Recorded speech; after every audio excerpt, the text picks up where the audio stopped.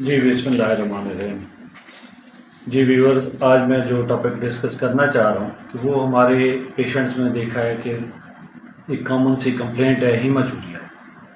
हीमाचूरिया उसे कहते हैं कि अगर आपके यूरिन में आरबीसीज आ रहे हैं, रेड ब्लड सेल्स आ रहे हैं, तो उसको हीमाचूरिया कहते हैं। दो टाइप का होता है ये, माइक्रोस्कोपिक एंड मैक्रोस्कोपिक।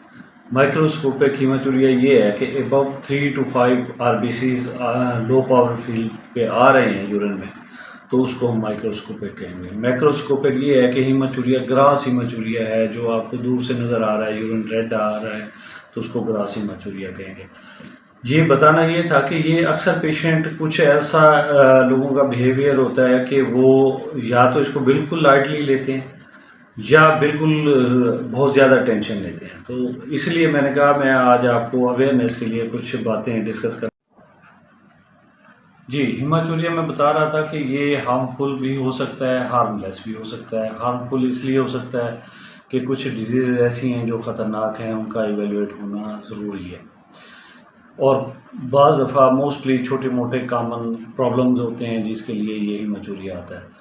तो इसकी काजेज़ क्या हैं, जब हम उस पे जाएंगे तो आपको अंदाज़ा हो जाएगा। सबसे पहली काज ये है कि इन्फेक्शन होता है। यूरिथ्राइटिस हो गया, सिस्टाइटिस हो गया, प्रोस्टेटाइटिस हो गया, और पाइलोनेफ्राइटिस हो गया। इन इन्फेक्शंस में हीमाचूरिया होता है। आमतौर पर ये माइक्रोस्कोपिक हीमाचूरिया होती है। डायबिटिक वगैरह हों तो उसमें भी ये हो जाता है इन्फेक्शन।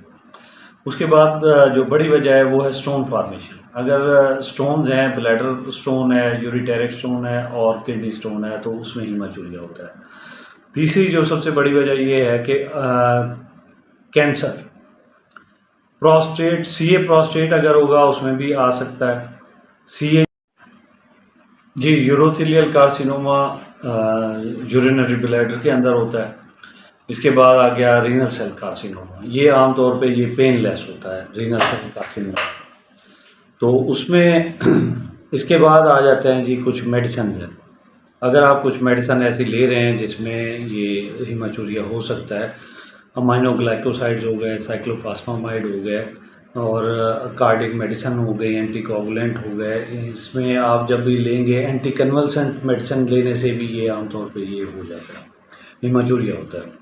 उसके बाद आप जो और वजह है सबसे अहम कि कोई ट्रॉमा हुआ, कोई एक्सीडेंटल इंजरी हुई रीनल उसके किडनी के ऊपर, तो हीमाचूरिया होगा। कोई यूरिथ्रा पे हुई, ब्लैडर पे हुई, उसमें हीमाचूरिया होगा। हार्ड एक्सरसाइज की है, बहुत ज़्यादा दौड़ लगाई है, तो उसमें भी ये माइल्ड सा हीमाचूरिया हो जाता है।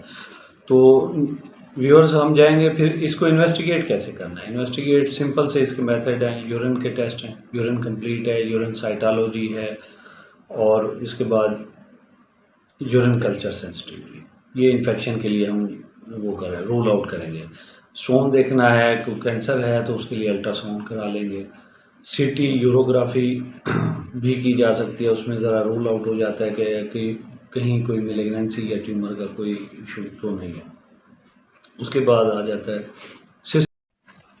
जी, बाज़ दफ़ा सिस्टोस्कोपी भी करनी पड़ती है, ताकि अगर बाकी चीज़ें रूल आउट नहीं हो रही, यूरिनरी ब्लैडर देखने के लिए या यूरिथ्रा के अंदर कोई इन्फ्लेमेशन है वो देखने के लिए, प्रोस्टेट का कंडीशन देखने के लिए, तो सिस्टोस्कोपी भी की जा सकती है।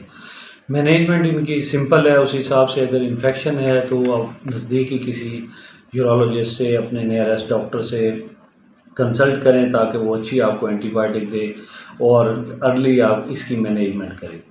उसके बाद आ जाता है, अगर स्टोन है तो स्टोन की रिमूवल करानी है, आपने कंसल्ट करना है कि आया सर्जरी होगी या मेडिसिन से ये स्टोन रिमूव हो जाएगा। खुदा न खास्ता कैंसर होता है तो यही परेशानी है कि इसमें ही मैं चाह रहा हूँ कि लोगों को पता होना चाहिए कि हीमाचूरिया को लाइटली नहीं लेना चाहिए, बाज़ दफ़ा ये कैंसरस भी हो सकता है। तो उसके लिए साफ ज़ाहिर है, अगर रीनल सेल कार्सिनोमा है तो नेफ्रेक्टमी होती है, फर्दर उसके बाद कीमोथेरापी अगर नीडेड है तो।